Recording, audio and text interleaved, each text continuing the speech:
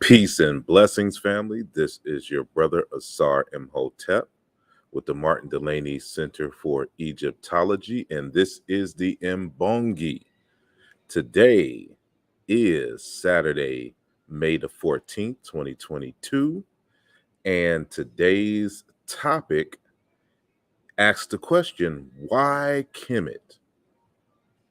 Subtitled, The Importance of This Subject in Africology. I'll discuss what we mean by this, all that and more when we return in just a moment.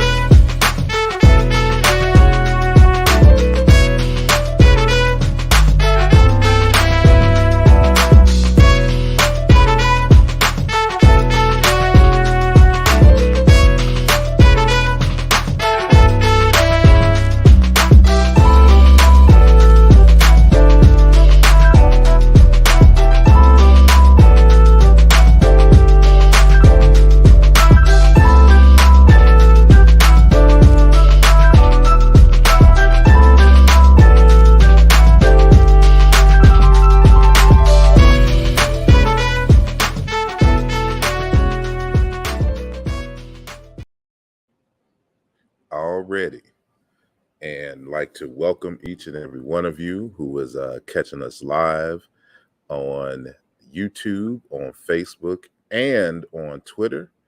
And then, of course, those of you who are catching us on the archive. And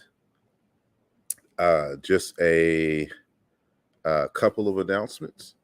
First and foremost, as always, I'm going to need each and every one of you to visit the Madu Indela Press website to get your latest copy of the text published by by the Dr. Chilemalima Mukinge, titled Muntu Wa Nzambi, Portrait of Human as God's Special Creation, a very, very dynamic and important book to have in your library, as well as my latest book that was released in 2021, Chiluba Maweja, Yoruba Orisha, and Ancient Egyptian Ak, an exploratory etymological study. And I have a book coming out this fall titled Race and Identity in Ancient Egypt, Volume 1, Towards a Meaning for the Place Named Kemet. And as you can see from the title of our conversation today, that Kemet is once again at the center of our discourse. But before we continue on an explanation of the subject, I'm going to need each and every one of you to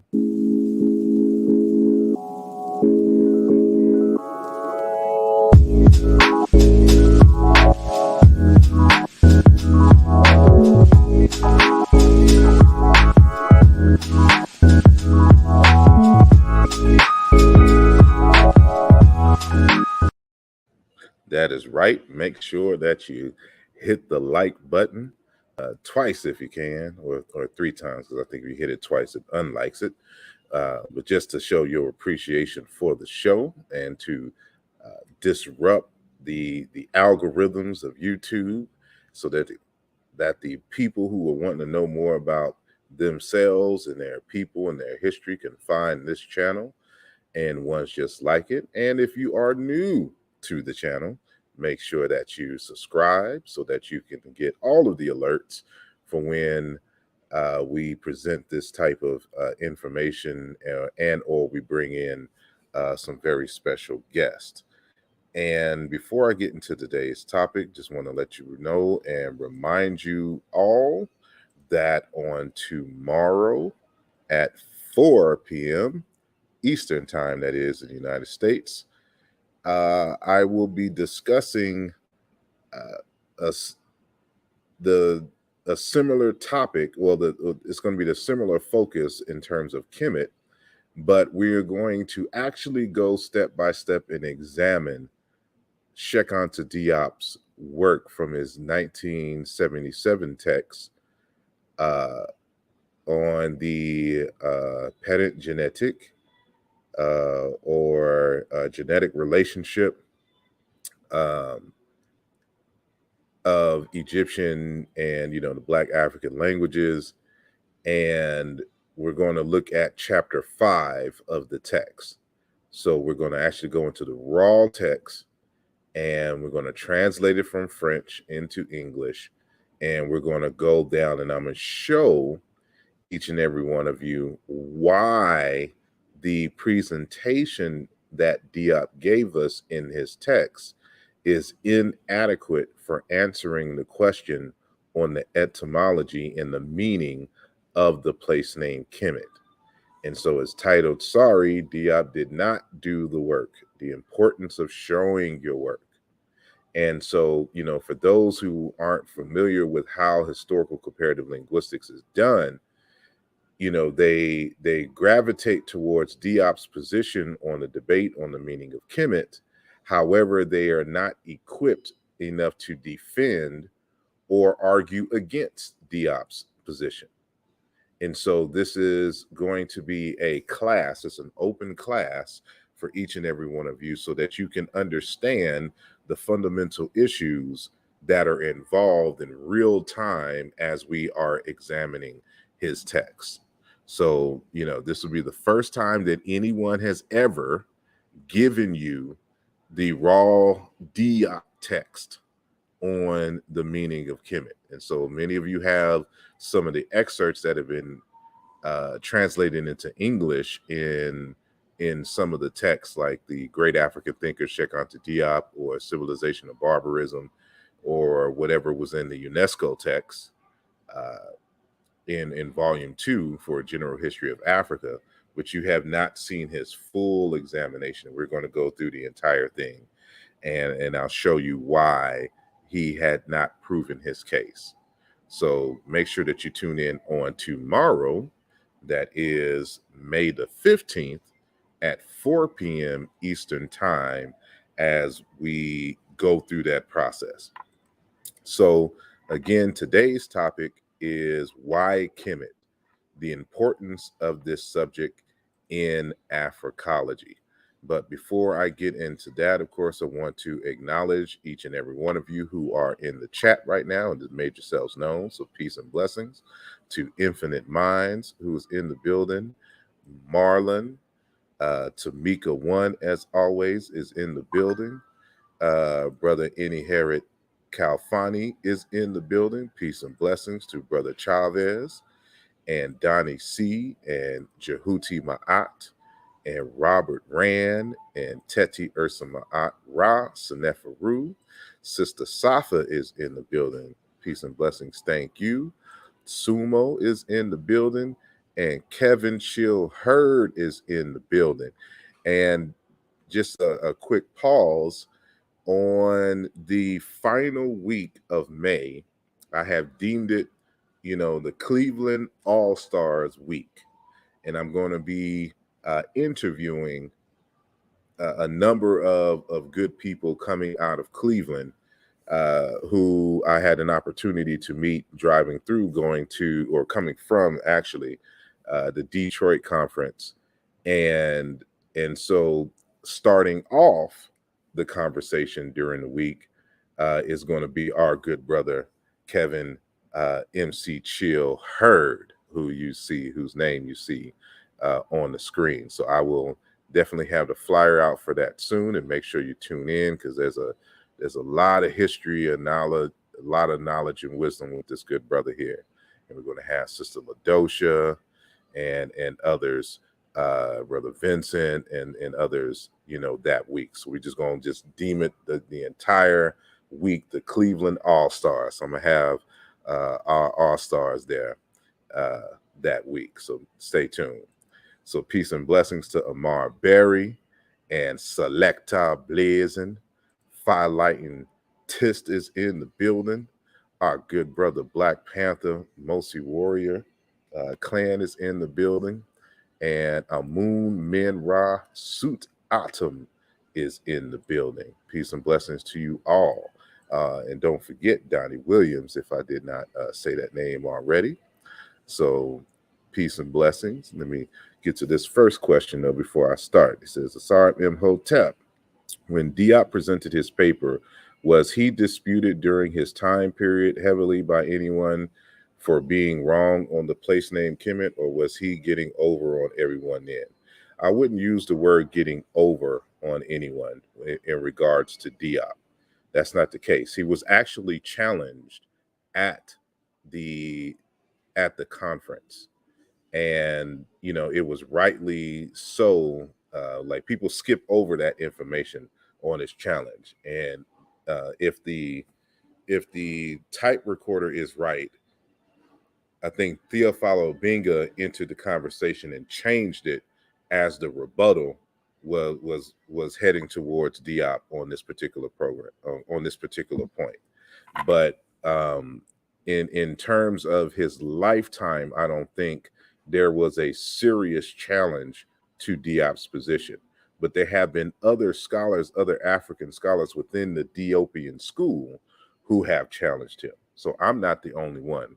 And of course, most of us wouldn't know that because those texts are written in French, who challenged the idea that the word Kemet referred to Black people, or the Black land. So I'll try to incorporate that in the conversation on tomorrow. But that's definitely discussed in the upcoming book that I mentioned, that will be out later, Race Identity in Ancient Egypt, Volume 1, Towards the Meaning of the Place Named Kemet. And it's going to be a 3-book series, a 3-volume series. So be on the lookout. And so peace to Brandon Bufford and Sunjiata Ata Kakra and Zombie, Edward Nigma 9x9, and Brother Mathis is in the building. So peace and blessings to each and every one of you. So I am just going to get started. So what I'm going to do is, and peace to 42 Tribes who just entered the chat. And what I'm going to do is share my screen, and I'm going to do a full screen share since this is a PowerPoint. And so hopefully y'all will be able to see the entire screen. So what I'm going to do is start the slideshow. So it's, what I have today is not going to be anything too deep, and hopefully it won't be too long. But all I'm going to do is point out 10 major reasons why the conversation on the meaning of Kemet and its application is important in Africology. And the reason why I'm doing this show today is because someone asked a question in one of my latest conversations on this channel, discussing Kemet. And so when I think it was the episode where I said Kemet again, or the meaning of Kemet again, and someone asks, why is this subject, relevant?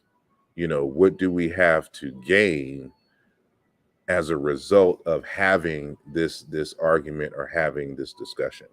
So that's the reason why we're having this today. So it's not going to be super deep. It's not going to be, thick slides full of information. I'm just going to list, the general theme on each slide, and then just kind of give some commentary and just move on. So we got 10 of them today. So we'll continue. And I can't see the chat right now. So if you're asking me any questions, I won't be able to see it until after the end of the program. So the title of this is Why Kemet, and its importance to the discourse in Africology. And so the first thing that we have to understand, well, what do we mean when we say Africology? And so, Africology is is defined as the study of Africana phenomena, events, ideas, and personalities related to Africa from an Afrocentric perspective. The mere study of phenomena of Africa is not Africology, but some other intellectual enterprise. And so this is something that we got to keep in mind. So I'm an Africologist. You know, in terms of my Africana studies, my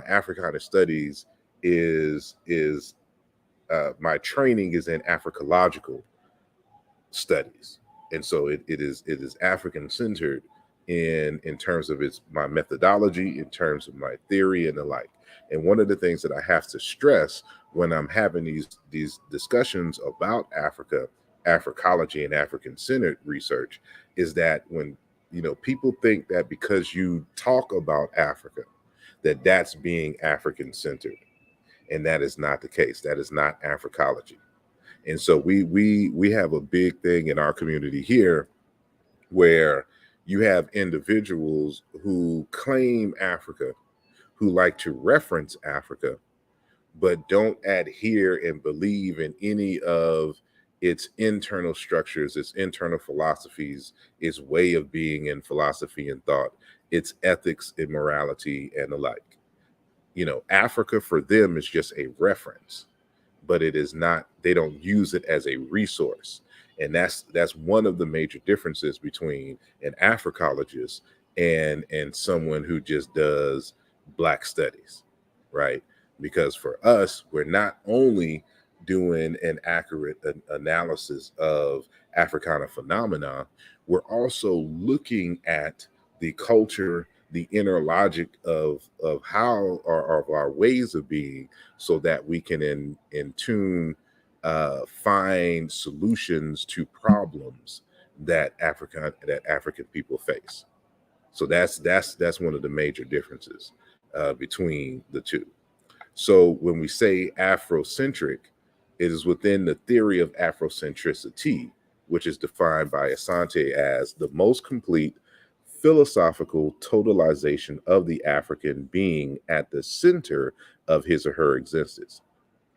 It is not merely an artistic or a literary movement.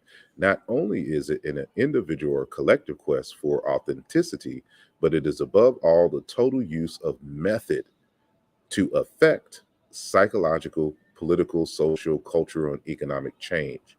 The Afrocentric idea is beyond decolonizing the mind. And I can really kind of sum this up is that, Afrocentricity essentially is a paradigm, a a logic by which African-centered people organize and utilize to nation build. And within that nation building construct, we examine and look at the psychological, political, social, cultural, and economic aspects of our being, and apply Afrocentric theory to nation development constructs, plans, and the like, and executions. So I hope that, even if you don't get it, if you're not really familiar with these terms that I'm using, that, when you review this video, that you can come back and pause and really kind of reflect on this yourself. And so you can find these online easily with a good Google search. And so remember I said that it's going to be essentially 10 things for why the meaning of Kemet discussion is important. So the first thing we have to really understand is that, first and foremost, for at least for me, I am a researcher. I am a scientist. And as a scientist, as a researcher, I live to solve problems.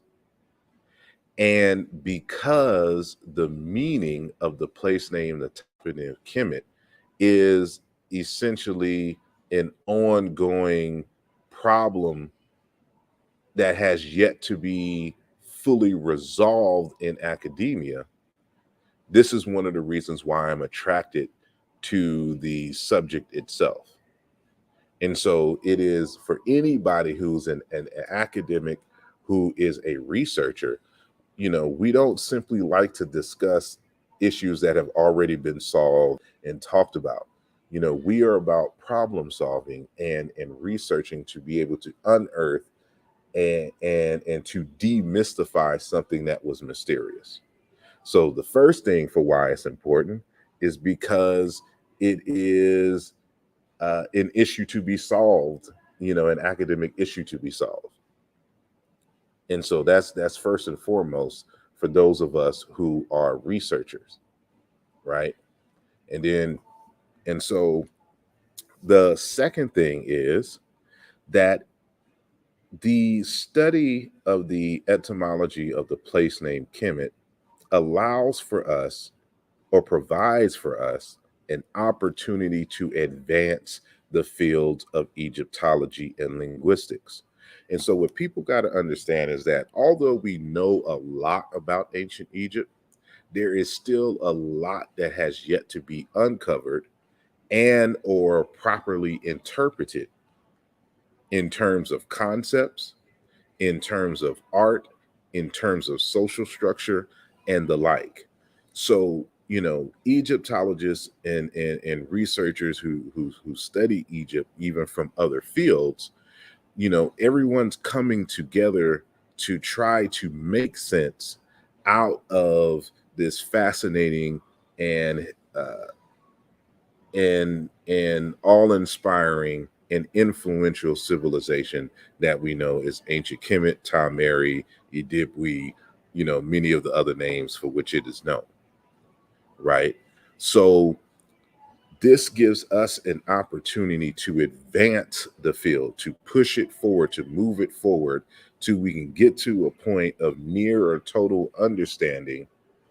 And, from there to be able to draw other inferences, from the data that we've been able to collect. So again, because this is an academic exercise, those of us who are academics, we we have a concern with, the discipline itself in advancing the discipline. Because you don't want to have a discipline that's static. There's nothing new to discover. There's nothing new to discuss. So this is why, for example, when you go to get your PhD, you have a very narrow subject for which you can write on. And one of the things that has to be original research. You can build off of other research, which all researchers do, but you have to ask a unique and tantalizing research question, because they want to give they want to award these PhDs and masters to individuals who have shown that they can do research, that they can be producers of knowledge, but most importantly, that they can advance the field. In other words, do you have what it takes to add value to the field and then to human understanding and knowledge about the world and history? So this is one of the reasons why we do what we do. It is to empower and to add value to human life. So the third thing is that why the study of Kemet is important is because it provides an opportunity for all sides of the argument to put all their chips on the table, as we say. Because what happens is, usually, there's a argument over here, and there's a little bit of talk over here, some evidence back there. And only when you have these kind of heated debates does all of this information come together, that people who are watching from the outside can look in and examine everything and learn about new resources, and pieces of evidence that contribute to the larger conversation. And so when you are in an intense discussion, And in a search for discovery, this is what allows, the fight to be meaningful. And so this is exactly what happens in such a situation. And so we want everyone to put everything that they got, into the pot. And now everyone is examining all of the evidence, and we're seeing what is legit, what is not, what is useful, what is not, what answers the question, what is irrelevant to the question, right? So again, it provides an opportunity for all sides, everyone who was engaged, to put all of their evidence. It's just like, for example, when two lawyers are getting in front of a judge, getting ready to present a case, and there's this motion for discovery, like all of the evidence that everyone is going to present at trial has to be put in the same pot. So you can't come to trial and try to do a gotcha, in terms of some evidence. Everybody knows what each other has, and probably how they're going to use it in the trial. So once everybody sees what everyone has, then they can mount a proper defense, for their clients. And that's essentially, what a discussion like this particular debate allows. If everyone has to put in all of their, of course, this is why at the end of our publications we list our entire references, so that everybody can go and examine the references and or the primary source material, so that we can come to a more sound conclusion. Fourthly, it gives us an opportunity to see who is serious about the research and who is not. I cannot tell you, out of the 24 years that I have been engaged on just this subject alone, how I've become so disappointed in many researchers, many whom when I was younger looked up to, and come to find out that a lot of people aren't serious researchers. They're very passionate, they like to talk, but when it comes down to doing work and taking course materials to gather new skill sets so that they can properly answer questions, a lot of people do not have it in them. They not about that life. And these are people with degrees, PhDs. And one day I may just go and list a lot of these scholars' names. But when everyone puts out their evidence and everyone's drawing up their papers and things, it gives you an opportunity to see who is a serious scholar, who is the person that is able to produce knowledge and advance the field, and who brings us back, who doesn't comprehend the nature of the research question or not. And so this is what these things do. So these types of arguments do, and especially Kemet. And over the years, I've come to discover that there are very few serious scholars in Egyptology regarding this question, and just period. Which is why a lot of them don't publish much. When, especially if you're a PhD, there's like a publishing mandate, but they're not about that. They're just bibliophiles. They like to read a lot and have a lot of discourse, but they do not like to produce and summarize knowledge, for the generations to come. And so that's just something that I've been able to discover over the years. But that's one of the things that the study of the meaning of Kemet itself allows for us to discover who is serious and who is not. And so this leads us to number 5, discovery. We have an opportunity to unearth information about history and culture that was not expected as an outcome of the research project.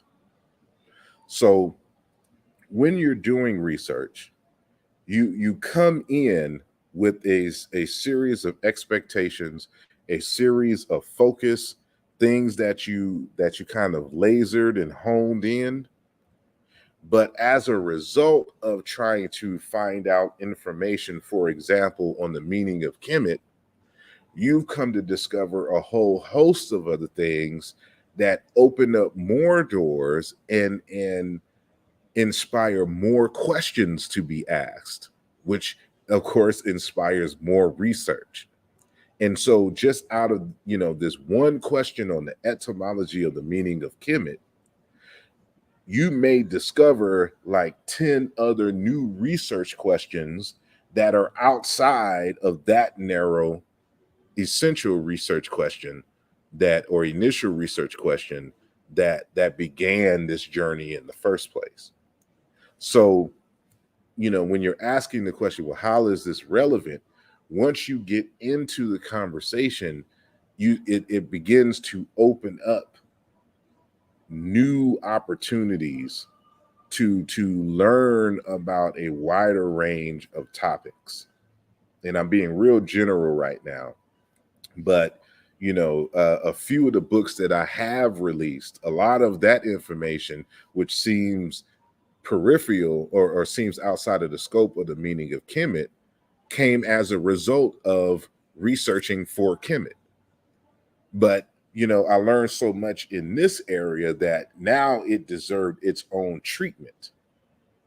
Whether we're talking about relationships, whether we're talking about kingship, thus my 2015 book on Nesubiti, right? And it not only that, the research has allowed for me, because I've kind of veered off into these other areas, to create new databases of correspondences between ancient Egypt and other African cultures in these other areas, which I've been able to utilize even in the discussion on Kemet. So the essential research question allows for us to open up and discover other things that we didn't expect to learn as a result of our research.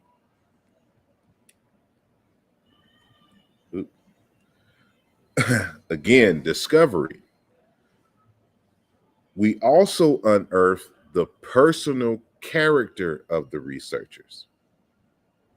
And we've seen a lot of this lately, especially in this past week or two. And, and as far as certain individuals, we've known their characters for a very long time. But it goes back to one of the previous points that I was making earlier, in terms of you discover who's serious or not. You also get to discover a person's character. And so, as I forgot how the saying goes, be careful not to meet your heroes, as they may disappoint you, or something around, that mantra. Because you come to discover that not only are people not serious, that there's a lot of unchecked mental health issues, traumas from childhood, insecurities in their own self, which they project on others. You come to discover a whole host on things. And this is from people from the conscious community to PhDs. And the reason why this is important is because character is the first and most essential thing that a researcher must have. Because if you are a person who is of bad character, it is going to permeate in your research because you are not going to be honest with yourself regarding your own limitations in terms of intelligence, in terms of abilities, in terms of, source materials. And when you are a person of poor character, it always comes out in your writing, and or it it how should I say, it limits, your offering, because you won't be able to, because you won't have the ability to be holistic. Remember that Afrocentric research is a holistic theory and practice in regards to research. And so when you have someone who is of bad character, these are the kinds of the people that will not look at their own shortcomings, but then get offensive and try to attack others on issues beyond the scholarship. And I've seen this, again, I've been doing this on the meaning of Kemet in particular for 24 years. And I have seen it all. And people have damn near gone to blows, all on the definition of a word. People have stopped associating with people because of an academic position. And those are the kind of people who did not have good character to begin with. They were unsure of themselves. And when you call them out and challenge them on their shortcomings, because they're not used to being critiqued, or they didn't grow up in a structured environment where they had to deal with rank and the like, you see the kind of buffoonery that we see a lot on YouTube, for example. But it goes beyond YouTube. It could go to, academics in their feelings in academic journals who will not attend or publish, something because, one's research may disqualify a senior researcher who's involved, for example, with the journal. I've heard of, researchers who've had that experience. And this is just something that African researchers just have to deal with on the regular, which is why you see them creating we need to create our own journals anyway, but this is why you see them creating, us creating our own journals, because of the hostilities to the academic rigor that Africana scholars, bring to the table. And, so that's a show unto itself. But this is one of the 6 things, this is the 6th point or thing for why the meaning of Kemet discussion is very important, because it will, the very nature of asking the question of its meaning and etymology, it brings out the bad character and in many respects the cowardice of a lot of researchers. And this is just something that has to be said. So the 7th thing, it allows us to discover indigenous African ways of being and knowing and relating to their environment. So the place name Kemet is a toponym. That means is the name of a place. And what you discover, one of the research methods that or one of the research questions, I should say, that I had when trying to answer the question on the meaning of Kemet is, well, what's the pattern by which African people name places? What are they trying to achieve when they name a place, right? And so it required me to gather a lot of journal articles and a lot of books on African place names, and to get dictionaries and grammars for languages to kind of understand the naming practices of how they name their environments. And not only that, you have to get a large amount of text to see the patterns by which African people name themselves. And so, we have two main competing hypotheses for the meaning of Kemet, that it means the Black land or that it means Black people. And so the question is, when looking at how Africans self-identify, what is the pattern that you can find all over Africa for how African people actually name themselves? And to see if, let's just assume that the hypothesis that Kemet means the Black people, is that an outlier, or is there a pattern that you can discover in Africa that connects, that meaning with other Africans who do the same thing? So those are the kinds of things that you have to research. But in the process of doing that, you get to know, you now you're entering into the psychic factor, as Diop would say, and getting into the inner logic of a people's culture, so that you can see how they are in fact seeing themselves and relating to each other and relating to the cosmos and relating to their physical environment, and how that translates, through the language into the lexemes that exist in the language, right? And so it becomes, the what is a linguistic issue on the etymology of the meaning of the place name Kemet now expands into cultural anthropology and sociology and psychology. So now you're expanding, your pool of information to try to make sense of all this. And now it becomes, inter and multidisciplinary. And so we now move on to the eighth thing. It also unearths a body of knowledge on how Indigenous Africans identified themselves prior to colonialism and why. So this is kind of linked to the seventh thing, opening the mind. But I've been able to go through. Of course, there's just too many people in Africa to study everybody. But I think I have a good representative sample for which I can discover patterns.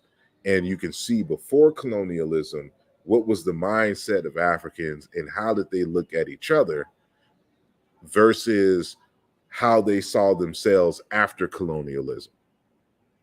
And that enters the race and identity question, which we will discuss throughout the 3 volumes of the text.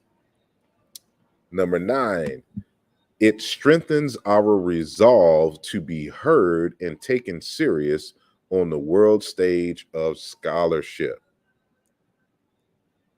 And of course, we're talking about those of us in the field of Africology, because, a lot of times, when a lot of you who are not in these conversations in the quote unquote ivory tower, you may not be privy to the discourses centered around the sloppiness of a lot of online YouTube scholarship coming from these individuals who then who inspire young people to come into their classrooms with a lot of that misinformation.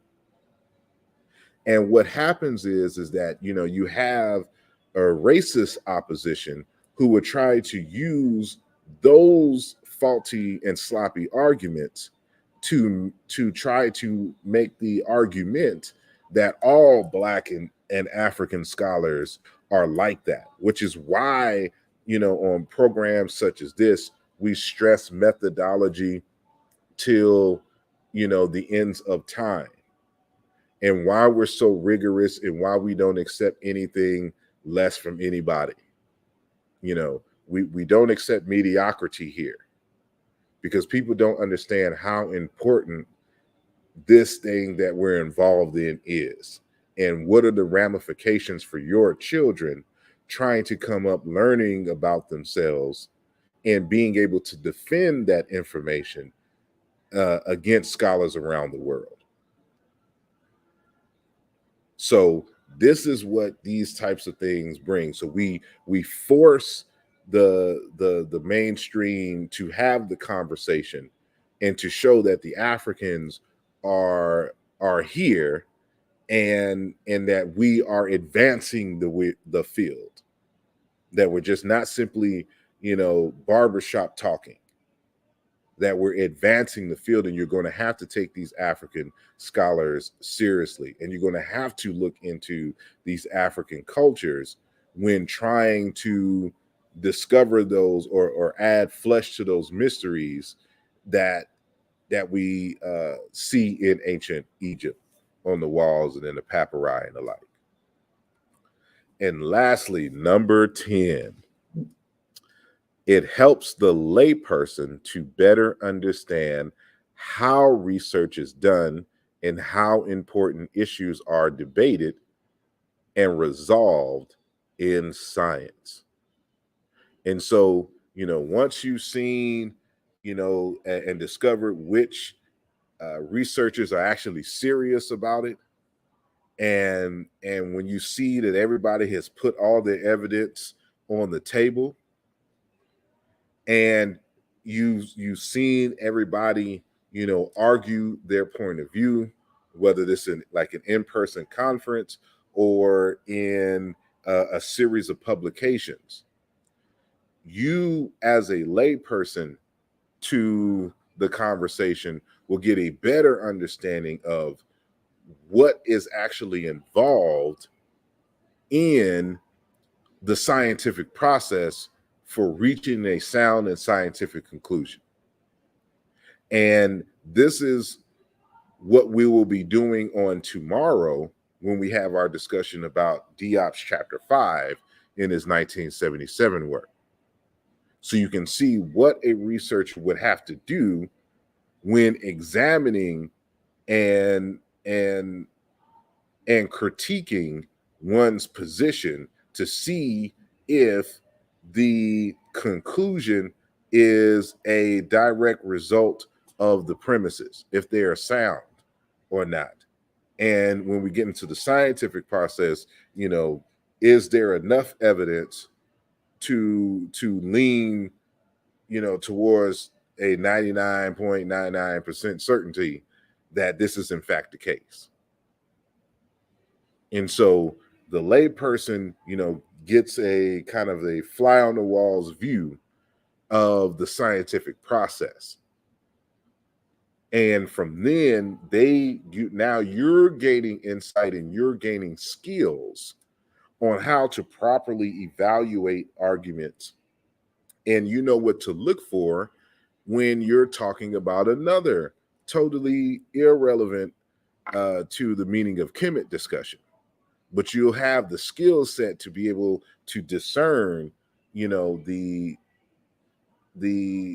ones who are actually putting in the work and making sound arguments, and those who are just talking out of their ass, for example. And so, you know, those are my 10 things, and you will be able to again review all of that, and you know, hopefully all of that made sense. So I don't know, you know, again, I wasn't able to see the chat, so I'm just going to scroll up a little bit. I see y'all have been in a series of conversations. I see Sanjetti has jumped into the chat, and Miss Lamb, how you doing, sister? And Anthony Richardson and Uwa Abantum and others. Donald Flaherty has entered the building. Moot Culture, peace and blessings to you. Ramello Rich, Lama Bay. And so I'm just going to kind of scroll through these. And while we are doing that, y'all can pay attention to an ad.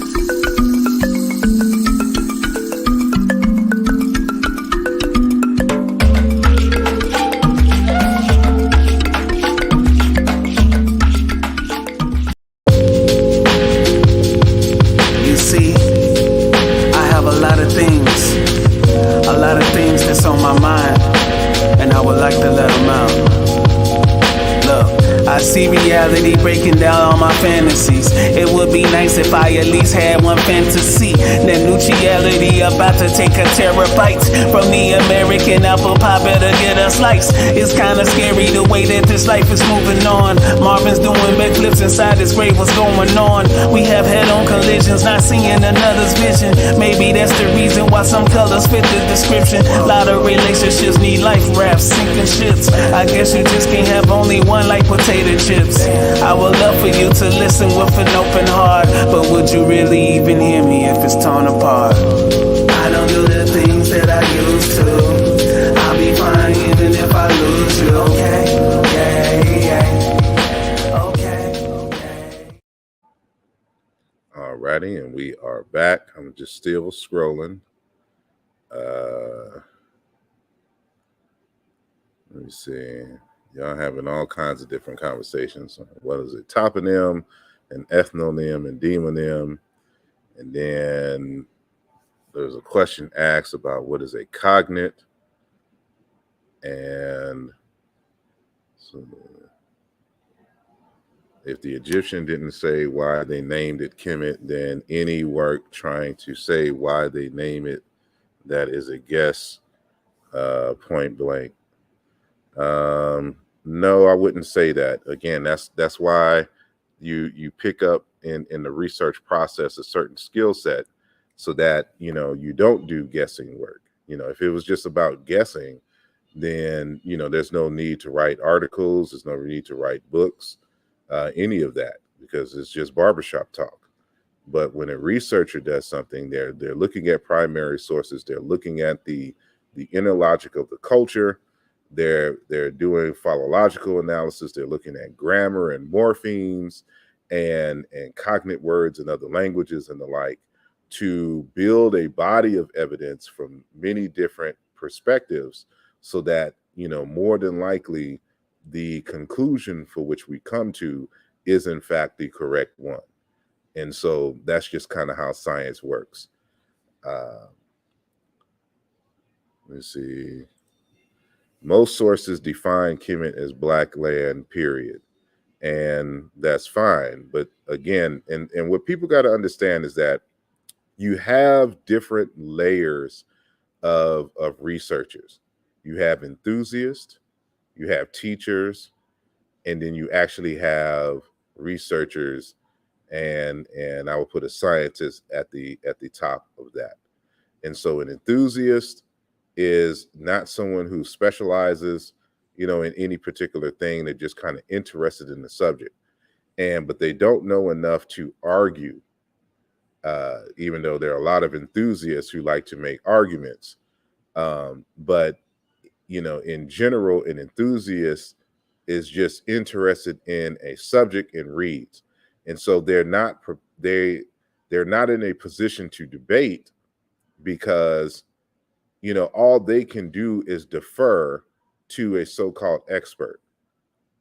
A teacher is someone who accumulates a lot of information, with the sole purpose of redistributing that information to a body politic, for whatever, reason they intend to share the information for. But, normally an enthusiast is just for their own self-reflection. A teacher gathers information with the intent to distribute that information. A researcher, a scientist, on the other hand, is a different beast. And they are not likened to just believe anything because a number of source materials says so. And we also got to be careful why we have to go back in time and trace the origins of arguments, because what you'll find in academia is that, again, everyone has their own narrow specialization. You can be an Egyptologist, but your PhD may be on the birds, that are found in the Delta during the New Kingdom in certain texts. So just because you're an Egyptologist doesn't mean that you're a specialist in all things Egyptology. You're only an expert on those birds that exist in the Delta during the New Kingdom, to Ptolemaic period, for which you wrote your PhD dissertation. That's your only expert. So in the case of this, when you see a lot of literature where you see the same definitions and things pop up in all of these districts, they're not doing any research on it.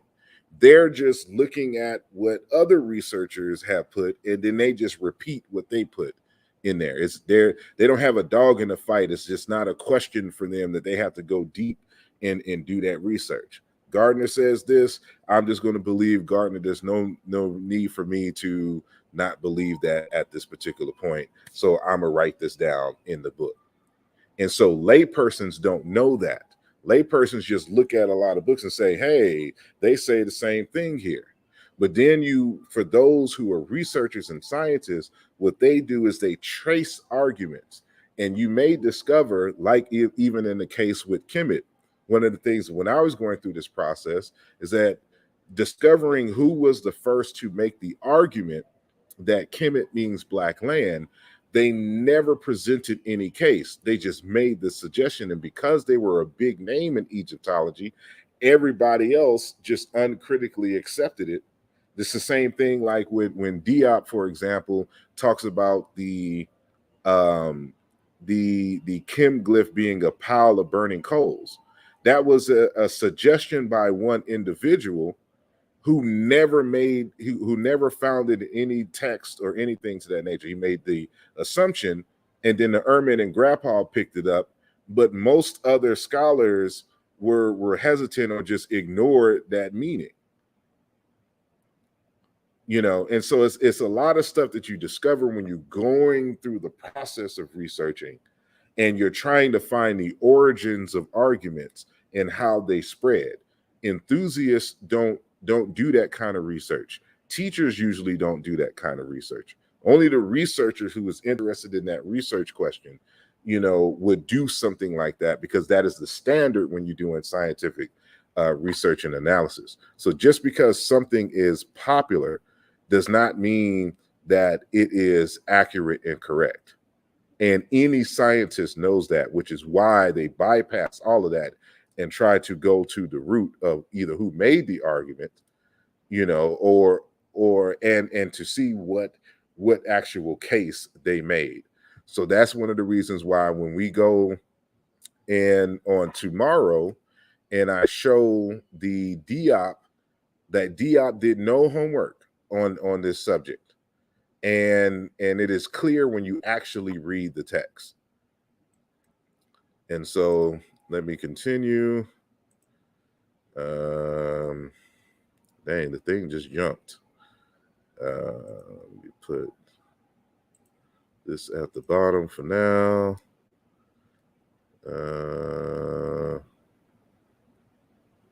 I don't do things I used to. I don't know what y'all talking about.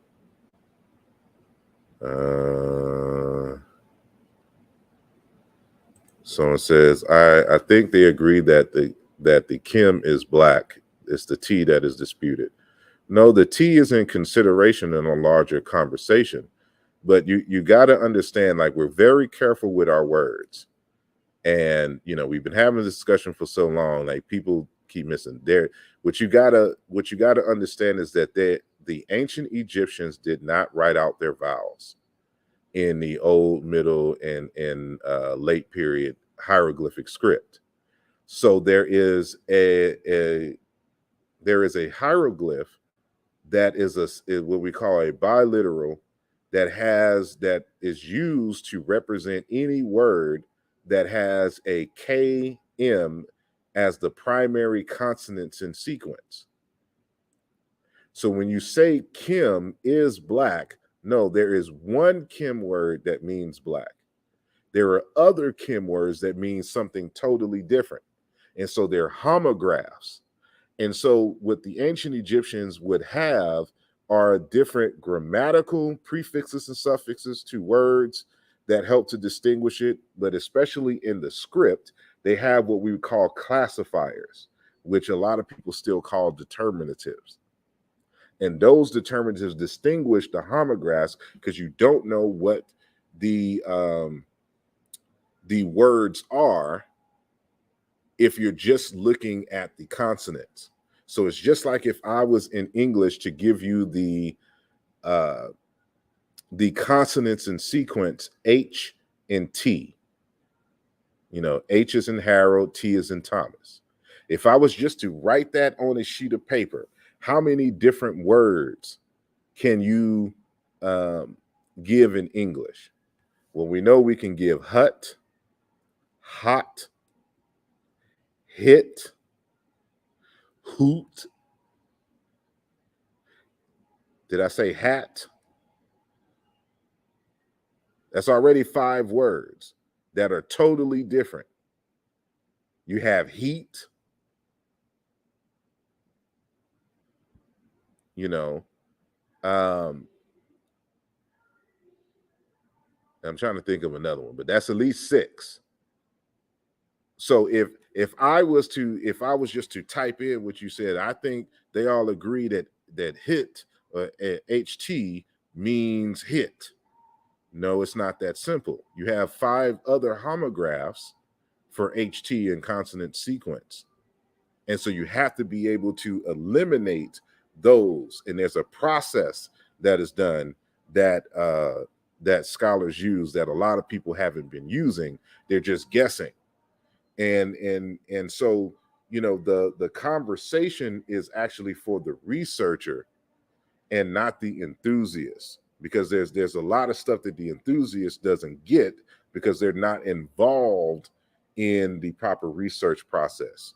And enthusiasts they don't have to deal with research methods, or they don't consider research methods when they're doing their analysis. So let me skip there.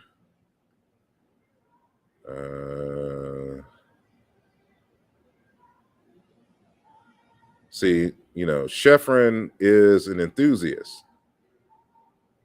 He says he would rather have a conversation when there's already publications on the subject. So if you're not even willing to read, then you're one of those people that, that I mentioned earlier, who just isn't serious. And, those are the people that we ignore.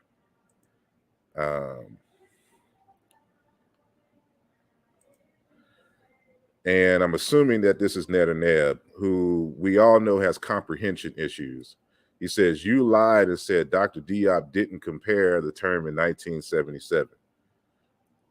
Again, I'm not going to argue with you because you don't comprehend well. So, I don't talk to brick walls and expect to get quantum physics back from it. So, for everyone else, tune in tomorrow at 4 p.m. and you will get exactly what I said, which I have in paper, and you'll see exactly what I mean when I'm having a talk. So, if you don't have comprehension issues, I encourage you all to tune in on tomorrow. Let's see.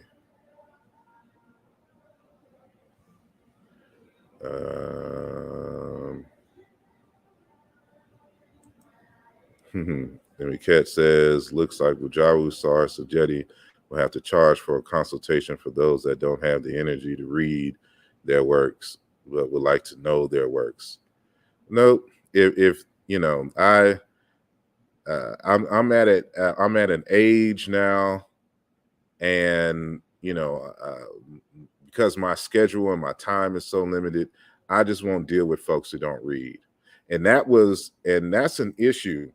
Like, I'll just name the names that people who I've lost either bits of respect or just all respect for, like in the case of Dr. Clyde Winters, and even Dr. Mario Beatty, who would make arguments about texts that they never read.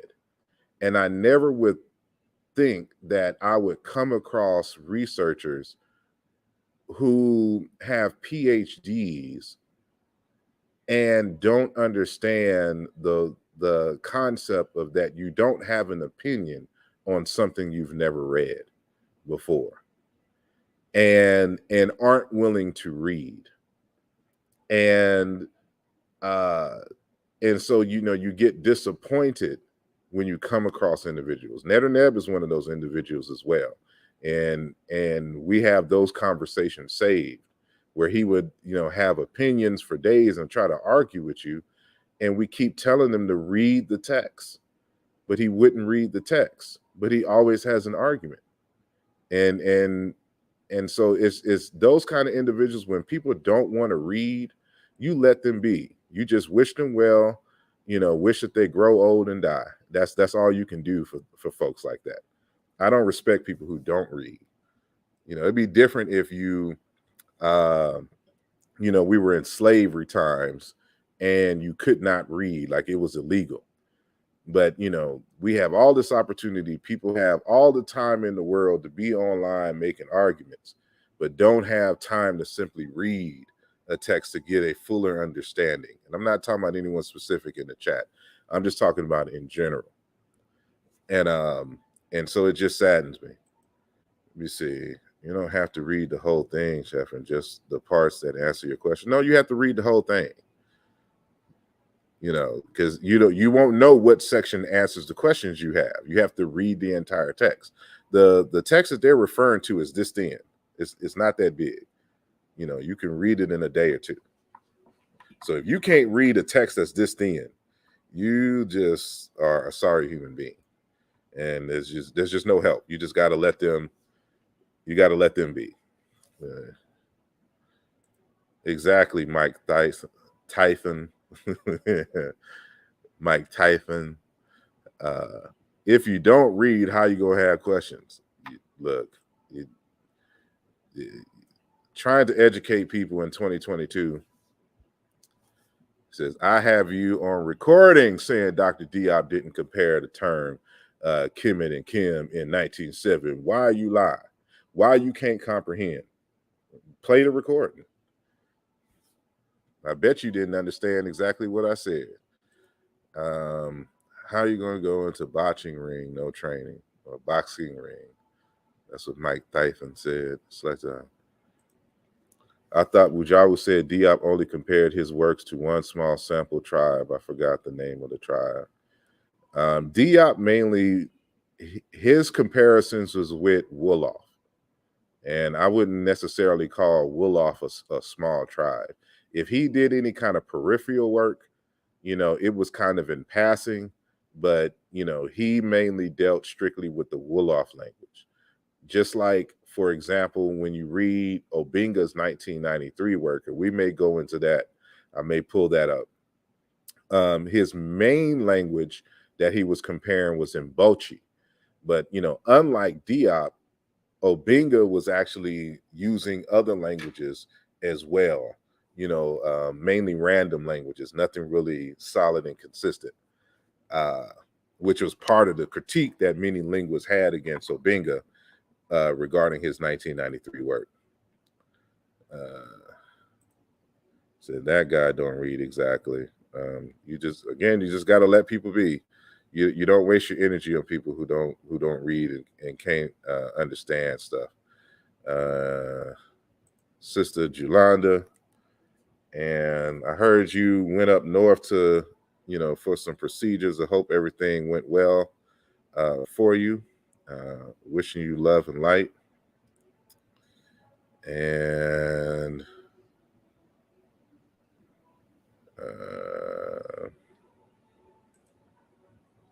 let me see.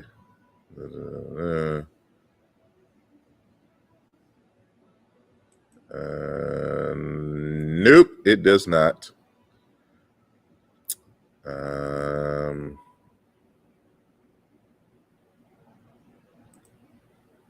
Cass says people don't know how to check behind the sources and trace if any work has done to come to the conclusions as written in the sources. All they can say is the sources say, yeah, see, one thing that I've come to find out in my 24 years is that people are lazy. And they, because it's too, they don't want to read, they don't want to learn a new skill set. They don't want to go in deep into the source materials. They don't want to do nothing, but have all the time to argue with you about what sources say. Like I'm gonna show tomorrow, for example, some claims that Ned keeps making, and it's clear that he has never read the source material, and why we can't take Ned seriously when it comes to this work. So just be prepared. I know I'm gonna hear some crying, and it's gonna be a week long worth of videos. I'm prepared for it all. Let me see. It says, yeah, Dr. Clyde. Look, Dr. Clyde is like the most saddest thing ever.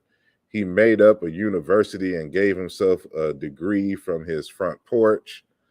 He doesn't read material. Now, keep in mind, and I have Sunjeti to back me up on this, and Brother Unk. And I think Sister Naya was on the phone as well. It was all of us on the phone with Dr. Clyde Winters. And we were having a discussion about Jean-Claude Mboli's work. And it is clear, first of all, Dr. Clyde Winters can't read French. That was made clear in that conversation. He doesn't read French. And which means he's never read Mboli's work. And he was making claims that Mboli never even mentioned or discussed or was even in the ballpark on. But Clyde Winters was making all kinds of videos and all this other kind of stuff, just totally misrepresenting Mboli's work. And so we were all on the phone with a conversation with him. And I was like, and I asked him, if one of your students came up to you and gave you a book report that they produced on a book that they never read, would you accept the book report and give them good marks? And Dr. Clyde Winters said yes, that he doesn't have to read the book to do a good book report. And that's when I said, you know what, Dr. Clyde Winters, I'm not speaking to you ever again, because you are just a disappointment in all areas of life.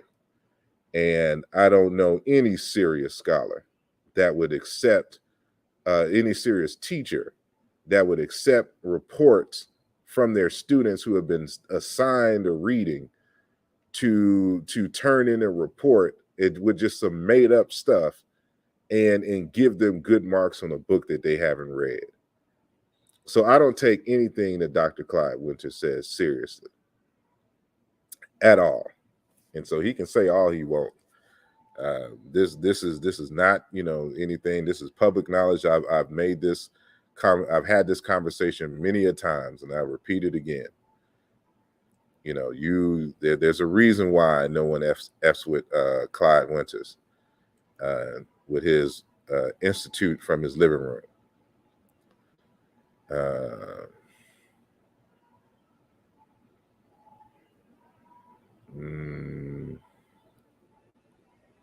Mind Elevation TV, peace and blessings. Thank you for coming. It says, so T means riparian country. Read the book. Once you step on a landmine a few times because you thought you were right after jumping the gun and didn't see this, just thought of theory with the substitution, then you'll see why. I don't know. You may be responding to someone else. I think Asar must have stole Netaneb's girl in a previous life. No, Netaneb just has comprehension issues. There's just nothing you can do about that. That's a personal issue with him. I wish him the best in life. But I'm not going to waste my time on Netaneb. He just don't get it. Selective Blazer, you have me confused with someone else. I never made that comment about Diop and small tribe, etc. Revisit whatever you thought I said. See, they never quote you directly. They always hit you with some hearsay from somebody who didn't hear. Let me see. Let me see. Freedom Rings, Asar. I've been following you since the listserv days of the early internet. It's good to see you progress. Isn't it a fairly good average for African Kemet to just say, look at the African face of the Sphinx? Well, peace and blessings to you. Thanks. Yes. If you remember me from the listserv days, those that's like 20 years, ago. But no, the argument isn't whether the ancient Egyptians are quote unquote Black African people, as we would say. That's not the argument. We fight for that every single day, on this channel, in our texts, and we go beyond the phenotype conversation. The question is, what is the etymology, the linguistic etymology of the place name Kemet? That's a totally different conversation, which requires a totally different skill set. And so, I don't know what else to say regarding what that is. Let me go here.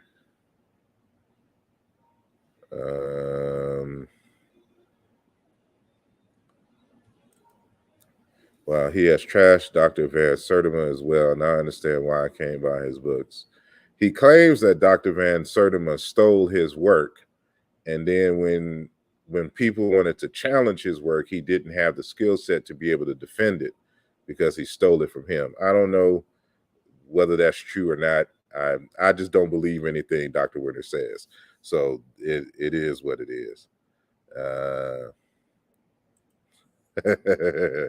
Netaneb is a revolutionary linguist. This was not meant to be a comedy show.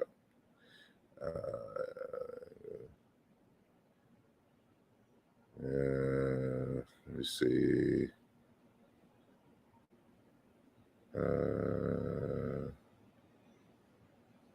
Let's see. I think I went through everything. So I'm not seeing any serious questions. I don't want to make this too long. So I'll answer this one question here. asarimhotep, is there a genetic classification for Africans that distinguishes Africans from people from other continents entirely in some form that's discussed amongst Egyptologists? Are you speaking genetically in terms of the metaphor that we use in linguistics, in terms of a genetic family relationship, or are you talking biological genetic classification? And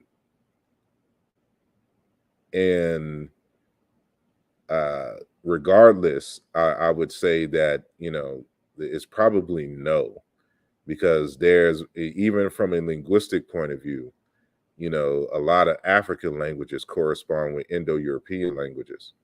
And then it just depends on your position on whether you think that Semitic is an African language or not, whether you want to include them. Then, of course, all human beings are genetically related to one another.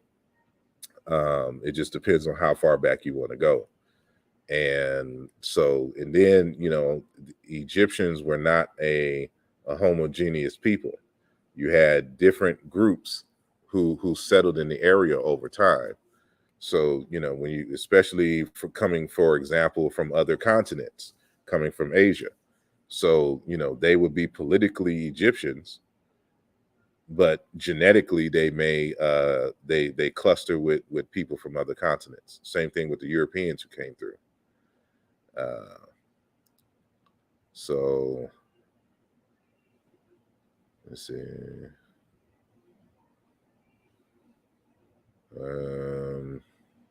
So yeah, so I guess I will end the program there. Let me hide that comment and make sure that you continue to support the channel, like the video, review the contents, keep the conversations going. And remember, on tomorrow, we will have the discussion. Sorry, Diop did not do the work, the importance of showing your work. And y'all can find me as well on all social media, including TikTok. And I swear I'm going to do a TikTok video one of these days when I'm on TikTok. So these are my addies. Make sure that you add me. And I will see you all on tomorrow. Peace.